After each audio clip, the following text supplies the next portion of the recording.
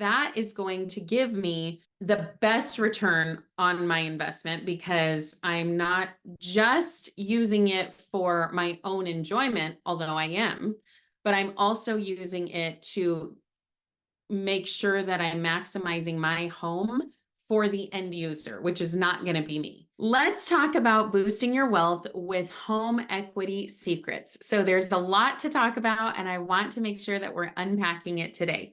So first and foremost, let's jump in with what is equity? Well, equity is the value of your home minus anything owed against the property. So oftentimes that's going to be your mortgage, or that's going to be maybe your solar system. If you have solar on your home, maybe you have a construction lien, maybe you got work done and there are things like that. That's going to be liens against your house. So what is equity? Equity is the value of your home minus anything owed against the property. So a little bit about me. I am a real estate agent, coach, and investor. And I was originally in my past life I was actually in educational leadership, and I did that for almost 20 years. And in doing that, what my passion was to teach and to educate. And so when I jumped into real estate full time, that's really what I was seeking to do. I started with buying out-of-state property in 2018 because I said, I cannot afford anything here in Southern California. So I bought out-of-state property. Well, that same year I said, you know what, let me try my hand at buying something in California, bought my first property. And from there, I've been able to grow a small portfolio. And I decided, you know, this is definitely something that I'm interested in. And every single time I have gone through a real estate transaction, I leave more confused than ever. And so I wanted to come and I wanted to do something where I could help other people. And so this is what I'm doing. I love to do this kind of talk where I'm talking about how can you build wealth in your life, in your family, generational wealth through real estate. And so when we talk about equity, there's a lot that we can talk about that can help you build wealth. I got started doing this. I got started on my wealth building journey with real estate. And so I want to make sure that I'm helping you. So of course, there's my contact information. You can schedule a call with me anytime. Let's talk about where we're going today. So we are going to talk about how to utilize your equity. So we already talked a little bit about what equity is. It's the value of your property minus anything owed against it. But how do we take that equity and actually utilize it? Then we're going to talk about putting your equity to work. How do you make it work for you? Then we're going to talk and look in some case studies and talk about some actual information, actual things about people who have done this before. Then we're going to talk about the bottom line. And then finally, it's going to be your move. So let's jump in. So let's talk about 3 ways to utilize equity. So the first thing you can do is a cash out refinance. Now, there are pros and cons to everything. And so the pro for this one is you get cash in hand, actual hard money, cash. But the con to this is that you lose your low interest rate. So if you have an interest rate of 2 or 3%, that goes away because you're refinancing your entire loan to be whatever the interest rate is today. So a cash out refi was really, really popular a couple of years ago when everybody was trying to refinance into those lower rates, and they could take that money and put it to work somewhere else. But now, not as many people are opting for this. This is a more popular one, a HELOC, a home equity line of credit. So with a home equity line of credit, the pro is that you get to keep your low interest rate. You're not refinancing, and so you don't miss out on that. Now, the con is that it is a new line of credit or debt, and you use it kind of like a credit card. So you still have that money available. You can still take it out like cash too, but it's a higher interest rate, and you have to think of it as a new line of debt, a new line of credit. So there are definite pros to the HELOC, especially right now.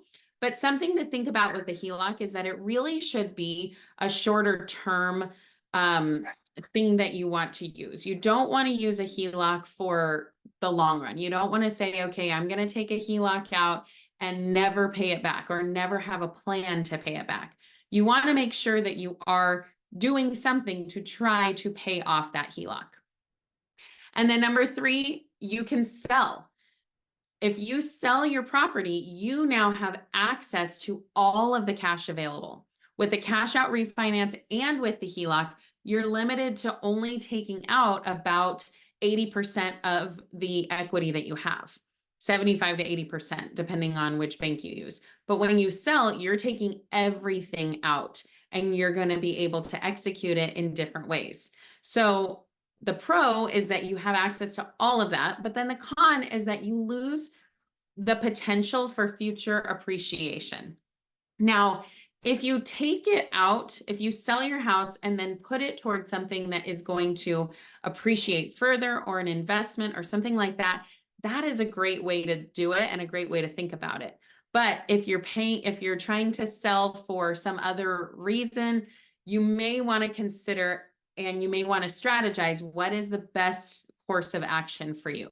All right, let's talk about putting that equity to work. Now we've talked about how to get access to it. Now let's talk about what you can do with it. Now, there are tons of things, countless things that you can do with your equity. So I've picked the top few that are some of my favorites. Number 1 is to buy an investment property and use it for income. So whether that's short-term, long-term, house hacking, using it as a flip, all of these are really good ways for you to take your equity and actually put it to work. Now, I will say some of the benefits of these are going to be if you, like if you did a cash out refinance, you have all that to put toward it. You don't have to pay anything back. But if you did do a HELOC and you bought a long-term rental, for instance, the problem with that, I mean, maybe it's a problem or not, you're putting all that equity into an investment and it's potentially sitting there for a long period of time. If you do a house hack, same thing. A house hack is where you take one piece of your property that you live in and you rent it out. So you live in one piece, rent out the rest, or rent out a portion. So whether that's a back house or a bedroom or a basement or whatever you have, you can house hack and use your house for some kind of investment property or potential. I love a house hack. I did a house hack when I first bought my first property. I did a house hack where I lived in it and then I would rent it out on Airbnb and I would move out basically when somebody was coming to stay for Airbnb. That was my version of a house hack and I loved it. All right, number 2 is you can remodel your current home for a higher resale value when you move. So lots of people remodel their home, but when you do this with thinking about you're taking out a HELOC or something like that, the best course of action is really with resale value in mind.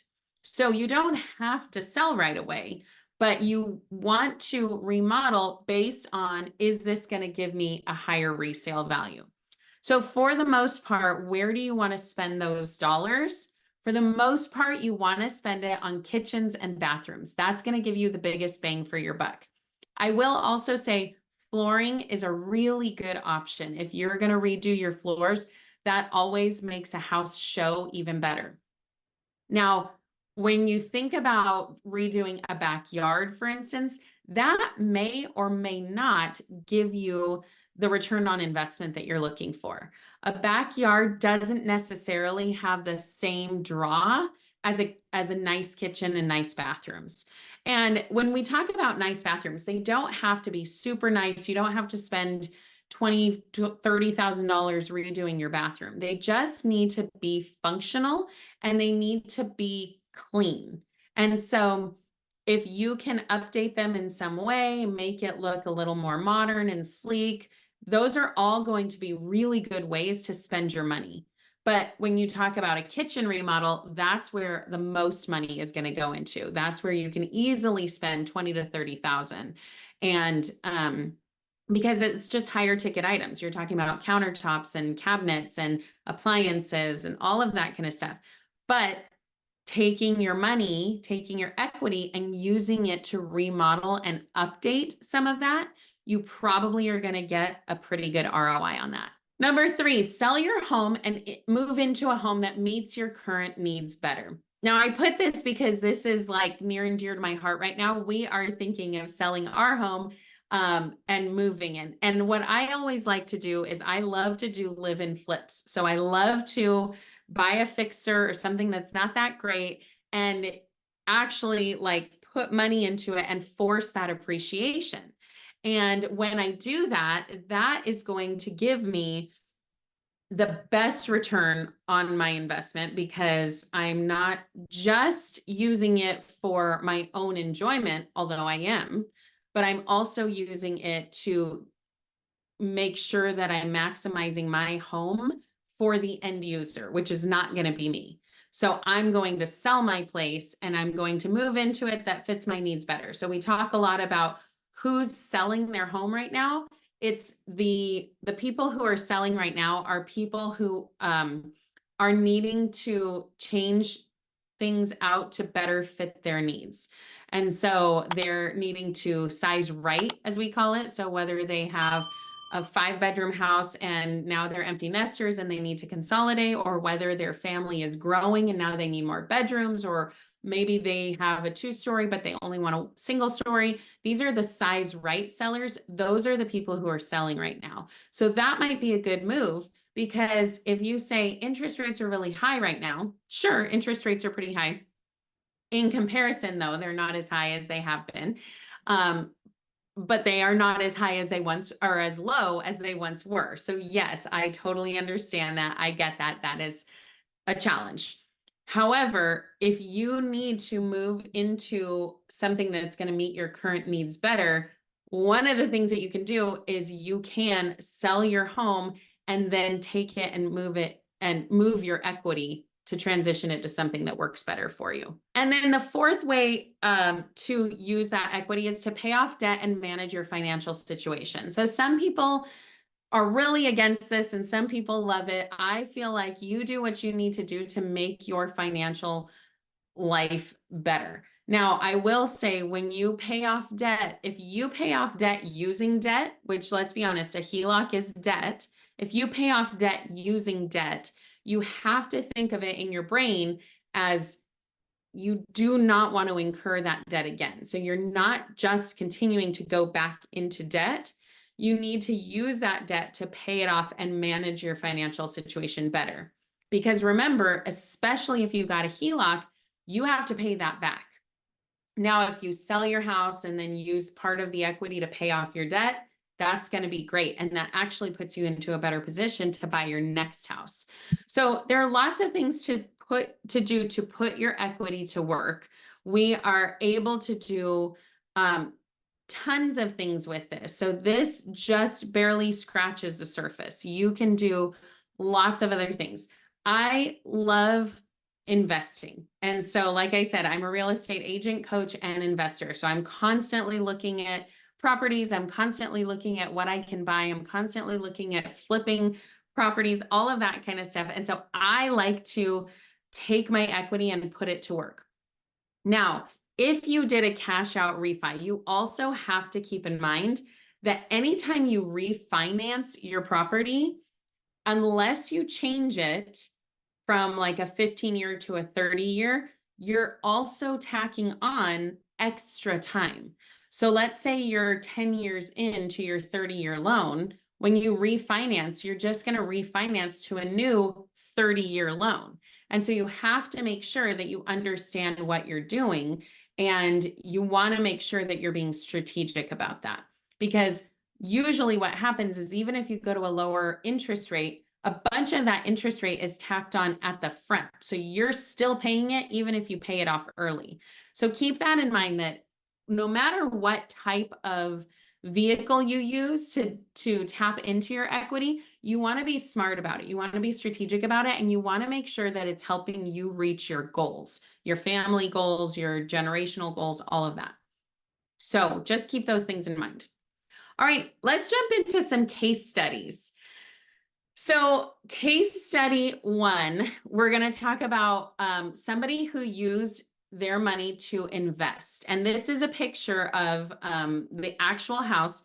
I remember I told you I'm a coach. And so I had a coaching agent who took money out of her HELOC to be able to flip a property. She and her husband had flipped before, and now they were doing it again, but this time they took a HELOC out. So the equity vehicle they used was a HELOC, that home equity line of credit, on their primary residence. They actually had before this, so separate side note, they had a primary residence. They took out, maybe they did a cash out refinance on that. I'm trying to get the facts straight in my head. Did a cash out refi on that, bought a new place, and now they've gained so much equity that they had enough equity to pull out a HELOC and flip another property. So the process was they used the HELOC as a down payment for a hard money loan to flip a property. So if you get hard money, essentially they're saying, yes, we'll put up all the money for the construction, we'll give you cash, we'll give you all of this, but you need to have a little skin in the game. And so if you don't have any skin in the game, they're not going to give you any money. So they use their HELOC as their skin in the game, as their flesh money, and but they still got a hard money loan. So let's talk about the numbers. They purchased this house for $786,000. It was in a very nice area, but it was not, it needed a lot of work. The floor plan was funky, and it just was not something that the average person would come in and say, yes, absolutely, we can take on this project. It was beyond the scope of most people. So they put $200,000 into it. And this is beyond like a cosmetic remodel. They brought in architects and structural engineers, and they put I-beams in and tore down walls and did a lot of stuff to make sure that this property would sell for top dollar. And it did. They ended up selling it for $1,109,900. So again, this is in Southern California. It's in a nicer area. But they sold for higher than the average because they had flipped it and turned, everything was brand new in this house. It was basically built from the ground up at that point. And so her net profit ended up being $124,000. Now, let me just give a disclaimer. These are rough numbers. Obviously, it wasn't exactly these numbers, but these are the numbers that I had to go on. And this is a good idea. Even if you said, okay, well, even if the net profit was $115,000, this is still a good net profit for using the HELOC. Now, remember, with a HELOC, they have to pay it back. So now they have to take some of this money and pay it back. But actually, this is the net profit. So they've paid off all their debts, they've paid everything off, and they still got a net profit. So you have to keep in mind that it's not just a straight money in, money out. You have to pay back all of these loans that you're taking out. The HELOC is a loan that you're taking out, but this is a great way that you can use the money in your equity to invest in properties, to do a flip, to do a buy and hold, to do a house hack, however you want to get into it. And I'll tell you about another house hack in just a second. All right, case study 2 is a remodel.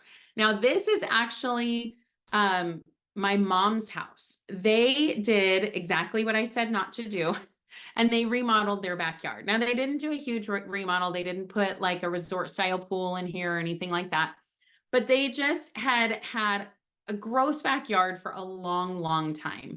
And so they wanted to make sure that they were taking advantage of their situation, and they wanted to remodel. Now, the plan was for them to come in and stay, live in this place. They had already lived here for about 20, 25 years. They were planning on living here for another long time. So they were going to use funds and remodel their backyard. even though that's not the best use of their funds for an ROI. I'm going to tell you why in a second. So here's what they did. They did, their equity vehicle was a cash out refinance. So this was when interest rates were lower. They were doing a refinance to go from, I don't know what their interest rate was first, but they went from a higher interest rate to about a 3% interest rate or so. So it was, they were going to refinance anyway, and they decided to pull some cash out. So they used the cash to remodel the backyard. So here are the numbers, rough numbers. The remodel cost about $65,000. You can see they did the pergola, they did pavers, they did a fire pit, they did a hot tub, they did turf, they did foliage around the fence. They did a built-in barbecue. So they did a lot, and it ended up being about $65,000. Now, in the midst of all this, they decided that they needed to sell. And so, of course, what I was saying is that to get the highest ROI, the best thing to do is to do your kitchen and bathrooms, typically. However, because the rest of this house was fairly redone, it could have used some updating, but they had updated the kitchen in the recent past, and now they've updated this backyard. The things that needed remodel were very not huge in this case. So they ended up selling. They actually ended up selling for 15% higher than the comparable properties, because this backyard was gorgeous. This backyard was exactly what people wanted. It had a fire feature. It had some space, but not too much. It was not too big, not too small. It was exactly what people wanted. There were a bunch of offers on it, and it ended up selling for 15% higher than other homes in the area.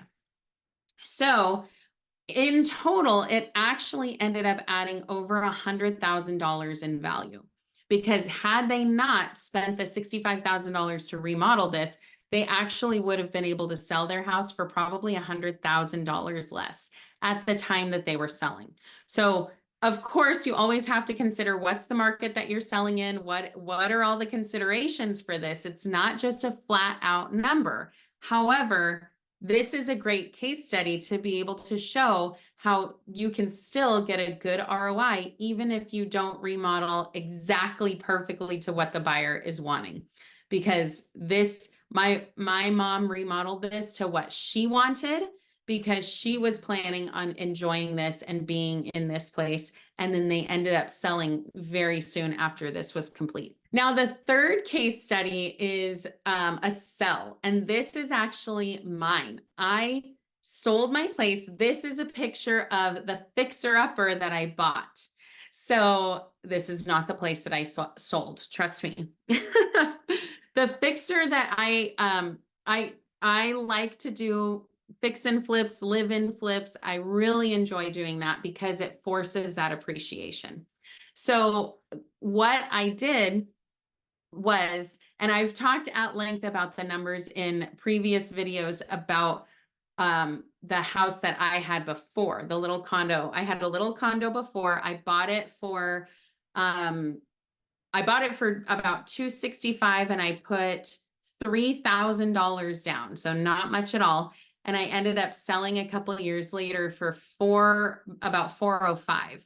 So I got a lot of money out of that. It appreciated. I sold at the right time. Everything was great about it. I had improved it over time. And so I took the money that I had made from there and put it into this house. So the equity vehicle that I used was the cash from a sale of my home. The process was, just like I said, I used cash from the sale of one house to buy a live-in flip. So this is a fixer. Now, I will say it was pretty much just a cosmetic fixer. It was not in horrible, horrible shape, but it needed some work. I used about $120,000 for the down payment and the remodel. I ended up getting a killer deal on the remodel, and it was just because I used the right person and I used connections and all of that, and I got a great deal on the remodel. I was going to put an after picture up here, but I didn't. And I'm actually in the process now currently of remodeling the bathrooms. So we remodeled the kitchen, we did paint, we did flooring everywhere, and now we're actually doing the bathrooms. So this was a great property for us to buy. It's right on the beach. It has ocean views, and I was able to force the appreciation and gain 15% higher than the appreciation that I would have gotten over time anyway. I've only been here for a year, and I already know that I've gotten 15% higher of what the average appreciation is in this area. So I feel like I've done pretty well in that way. And I actually am considering selling it to do this all over again and buy another fixer somewhere else that, of course, meets my needs a little bit better, because right now we have 2 little puppies and they're going crazy in this little tiny condo. So we want to get into we want a yard and all of that, but I want a fixer. I want to be able to force that appreciation. So when I do leave, I can take all that equity and move it into something else, or move it into whatever I want to move it into. So I ended up gaining $80,000 in equity. Now that's not on top of, that really is from the $20,000 that I spent in remodel, because I did essentially $100,000 down payment, about a $20,000 remodel, and I gained about $80,000 in equity from the $20,000 that I spent. So $100,000 doesn't really count. If we were to say all the equity in the property, it would be about $180,000 in 1 year, which is pretty good. So let's talk about the bottom line. We've talked about utilizing it, putting it to work, talked some numbers. Let's talk the bottom line. The bottom line is you need to know your equity. Knowing how much equity you have in your home is a great place to start. So you want to make sure that you understand what that is. And you can get your equity in all kinds of ways. You can get a Zestimate, you could get a real estate agent to tell you, you could get an appraiser, you can get lots of different things, but you don't, the idea too is that if you get any kind of automated value, it's just based on the comps. It's not based on your actual home. So for instance, Zillow doesn't know what I've done to my home.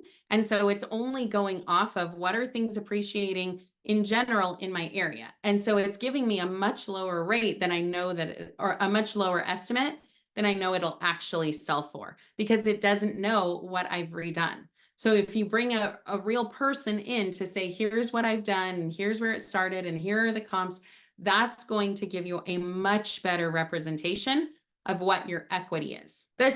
Step number 2 is create a plan. Decide what matters most to you and create a plan of action to achieve your goals.